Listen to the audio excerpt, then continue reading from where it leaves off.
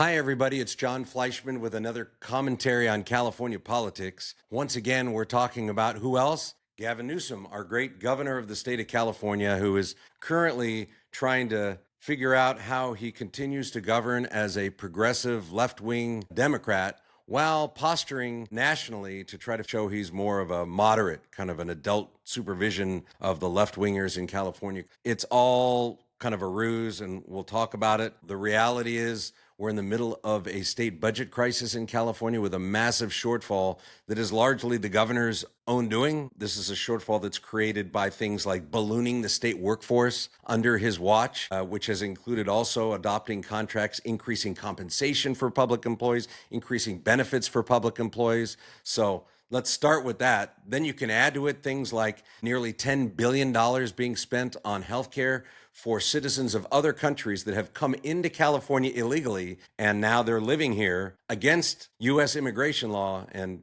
being provided with gold-plated government-funded healthcare. And then I guess we could talk about the high-speed rail boondoggle, vast billions of dollars for a train that doesn't exist. Again, it's a huge public welfare program for union members who are building the train to nowhere. So you got all that going on.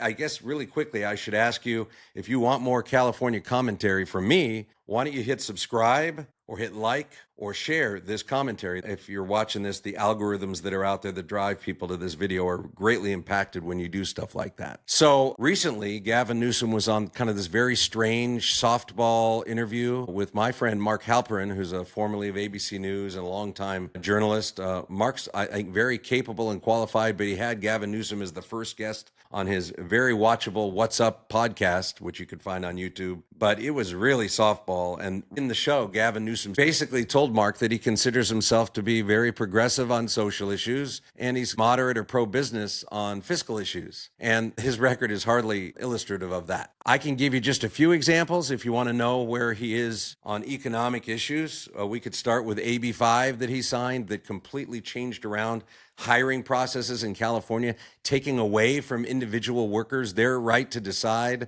whether they want to be an independent contractor.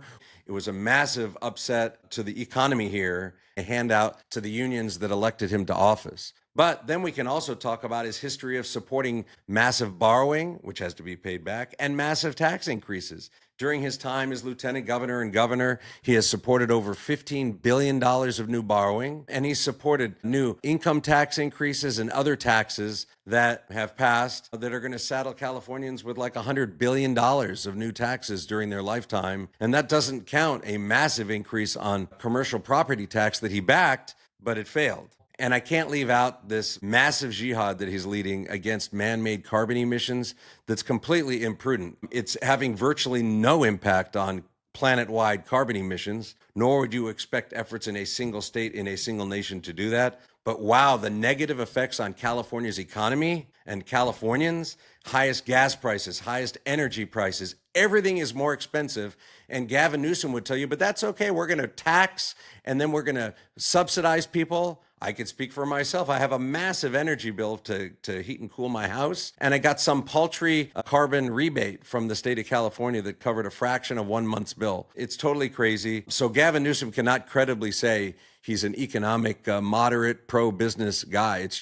It's simply not true. Which brings us back to Gavin Newsom running for president and his political posturing. His actual track record, and I haven't even gone into his public safety record, which is dangerous. So this is where we get back to Gavin Newsom and his early stages of his run for president and his desire to posture himself nationally much differently than he's actually governing. Let me give you 3 examples. One would be this whole issue of biological men participating in competitive women's sports. Again, he's said he's socially progressive. Part of that agenda is saying that if you're a man, you can simply declare that you're a woman, and it is the case. And we need to be respectful of someone's choice to decide what sex they want to be. The problem is you can't choose your biological sex. You're born with that. And so He is a supporter of having these biological men participate in competitive women's sports. He's reaffirmed that this last week, embracing another policy that continues to allow men to compete in women's sports. It's really, really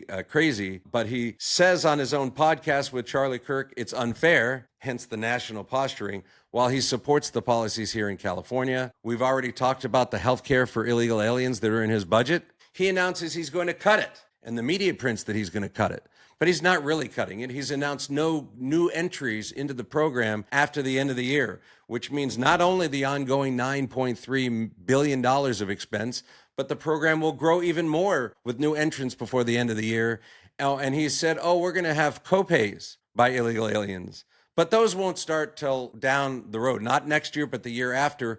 Plenty of time for a new budget and to change that if it even ends up becoming the law in California. And now his most recent effort is where he's announced that he's going to means test Medi-Cal spending in California, saying that if your net worth is below like $2,000 or $3,000, you can get services, but if it's above that, you can't. There is no way that the California legislature is going to pass that, and I suspect he's back-channeled, letting them know he doesn't expect them to pass it. But then he tries to make himself out to be the adult in the room. There will be no point at which he says, I will veto a budget that doesn't include that change. It just won't happen. So we're going to continue to call balls and strikes on Gavin Newsom right here. And if you like this kind of content, like I said, hit the subscribe button, hit the like button, share this. And if you want to hear more about what I have to say about Newsom and men in women's sports, just play the video that's queued up after this one. Thanks.